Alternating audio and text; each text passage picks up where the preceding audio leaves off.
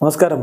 റാഫ്റ്റോക്ക് ഫുട്ബോളിലേക്ക് അവർക്കും സ്വന്തം. 30 വയസ്സിന് മുമ്പും പിമ്പും ക്രിസ്ത്യാനോയുടെ കരിയർ എടുത്തു നോക്കിയാൽ 30 വയസ്സിന് ശേഷവും ഒട്ടും ഗോളടിയിൽ കുറവ് വരുത്താതെ അദ്ദേഹം മുന്നോട്ട് പോകുന്നത് കാണാം. അപ്പോൾ ഹാട്രിക്കിന്റെ കണക്ക് കഴിഞ്ഞ ദിവസം പുറത്തു വന്നല്ലോ.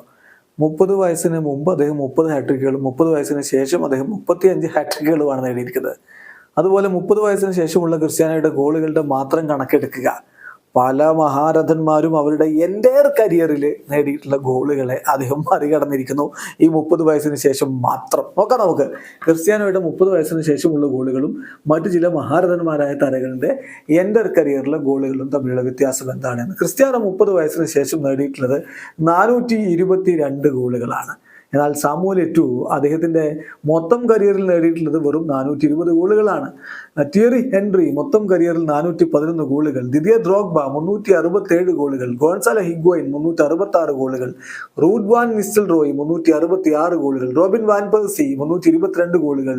ലൂക്ക ടോണി 322 ഗോളുകൾ. ഫ്രാൻസിസ്കോ ടോട്ടി 316 ഗോളുകൾ. കാർലോസ് ടേവസ് 312 ഗോളുകൾ. ഡിയാഗോ ഫോർലാൻ 310 ഗോളുകൾ. നോക്കുക, 30 വയസ്സിന് ശേഷം മാത്രം ക്രിസ്ത്യാനോ റൊണാൾഡോ ലോക ഫുട്ബോളിലെ മിന്നും താരങ്ങളായിരുന്ന ഈ ലെജൻഡുമാരുടെ ഗോളുകളെക്കാൾ കൂടുതൽ നേടിയിട്ടുണ്ട്. അതുകൊണ്ടാണ് നമ്മൾ പറയുന്നത് ക്രിസ്ത്യാനോ റൊണാൾഡോ വേറെ ലെവലാണ് എന്ന്. വീഡിയോ അവസാനിക്കുന്നു. ഫുട്ബോൾ ലോകത്തെ കൂടുതൽ വിശേഷങ്ങൾ ഭയങ്കര റാഫ്റ്റോക്സ് എഴുതാം.